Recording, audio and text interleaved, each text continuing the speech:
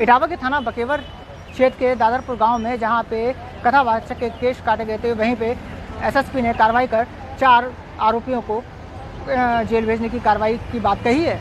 तो वहीं पे आरोपी के ही उन्हीं के परिजन तो अपनी बात भी पक्ष रखने के लिए एसएसपी के पास आए थे, जहां पे उनको आज प्रार्थना पत्र दिया है।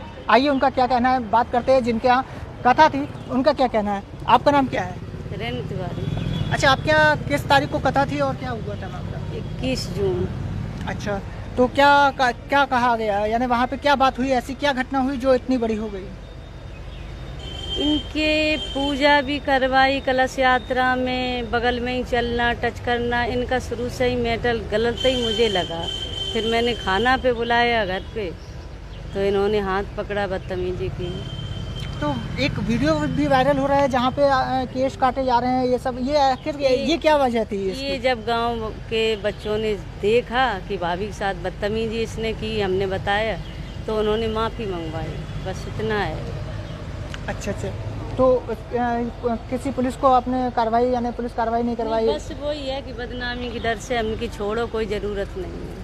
भागवत का प्रोग्राम एक तो भागवत की वजह से मेरी भागवत खंडित हो जाती। उन्होंने भी गलती मान ली थी, उन्होंने भी गलती मान ली थी कि मेरी भागवत कहीं ना छूट जाए। भागवत लास्ट में क्या है, वो देखो भागवत खंडित हो ही गई। ऐसे लोगों को ये एक तो वो आचार बन के बैठे हैंगे, इन्हें कड़ी से कड़ी सजा मिलना चाहिए कि तुमने दूसरे का नुकसान, 2-3 लाख का मेरा नुकसान हो चुका। भागवत वो पढ़ी है, हम लोग ये खड़े हैं, कितना बड़ा हमारा नुकसान होगा। हम हरिद्वार से आए हुए थे। तो आपको ये पता नहीं था कि कथावाचक जो हैं वो किस जाति से हैं? मुझे जाति से भी मतलब नहीं है, वो अपनी कथा बाँचते, हम उनकी, वो हमारे लिए पूजनीय थे, लेकिन ये बदतमीजी न करते। धमकी दी तब पता चला। उसने धमकी दी कि हमें मुझे पंडित मत समझ लेना, मैं यादव हूँ। तो अच्छा, आप ये बताइए, आप अपनी तरफ से यहाँ पे आज एसएसपी के पास मिलने आए, तो क्या एसएसपी साहब ने क्या आश्वासन दिया है?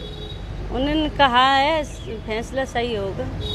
क्या कोई आपको समय बताया कितने दिन तक होगा और क्या होगा? 5 दिन का टाइम दिया है। बात करते हैं यहाँ पे, आपका नाम क्या है? अनिल चौधरी, प्रदेश संगठन मंत्री, ब्राह्मण महासभा इटावा। क्या आज आप कप्तान साहब से मिले? कप्तान साहब ने क्या आपसे किस तरह वार्ता की और क्या बातें हुई हैं और क्या आश्वासन दिया है? कप्तान साहब ने हमारे पक्ष की भी बात सुनी। अभी तक वो दूसरे पक्ष की सुन रहे थे। उन्होंने हमारी निष्पक्ष जांच करके 2 से 5 दिन का समय मांगा है और इस पर निष्पक्ष ही FIR दर्ज होगी, क्योंकि ये 420 का मामला है। हमारे ब्राह्मण समाज को आहत करने का काम किया है इन कथावाचक ने, और 120, 420 और ग्रामीण SP साहब को जांच भी दे दी है। तो जल्द ही जल्द उनके ऊपर कार्रवाई की जाएगी। जो लोग पीड़ित थे, अब वो आरोपी के घेरे में आ जाएंगे। 2 से 5 दिन का समय मांगा है और ब्राह्मण समाज से, और ये अगर नहीं करते हैं तो हम लोग आंदोलन करेंगे। न्याय चाहिए। आरोपियों के नाम क्या है जो आप लोगों ने आरोप लगाए हैं? ये आरोपी में एक मुकुट मणि करके है, जो यादव भी बता रहा है अपने आप को, अग्नोत्री का आधार कार्ड भी लिए फिर रहा है। ये टोटल 420 है। हम लोगों को आहत करके ये कथावाचक बने हैं। ये राजनीति इसमें आ रही है, क्या कहना चाहेंगे? ये समाजवादी पार्टी के मुखिया हैं, तो वो उन्हें पीडीए दिखाई देता है। ब्राह्मण तो कहीं गिनती उनके में है नहीं। ये पिछड़ा, दलित, अल्पसंख्यक की, सिर्फ ब्राह्मण समाज की कोई बात ही नहीं करेंगे। वो उन्होंने ही एक राजनीतिक रूप दे दिया है इसको, और कोई बात नहीं है।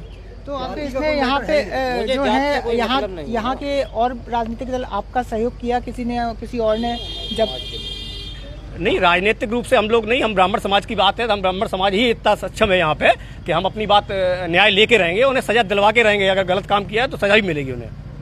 इसमें तो यहाँ पे जो इनका कहना है, परिवार का कहना है, जो कह रहे हैं कि जो बच्चों ने गलत तो काम तो किया है, लेकिन जिन्होंने 420 किए हैं और ये गलत काम किया है और इस तरह के जो आरोप लगाए हैं, गंभीर आरोप लगाते हुए नजर आए हैं और एसएसपी से बात की। और वहीं एसएसपी ब्रजेश कुमार श्रीवास्तव का यही कहना है कि जल्द ही इस मामले की जांच की जाएगी और इनकी सुनवाई की जाएगी, और जो भी आगे तथ्य सामने आएंगे उसको देकर के आगे तुरंत कार्रवाई की जाएगी। इटावा से भारत समाचार के लिए कैमरामैन इकबाल अहमद के साथ विवेक दुबे, सत्यमेव जयते।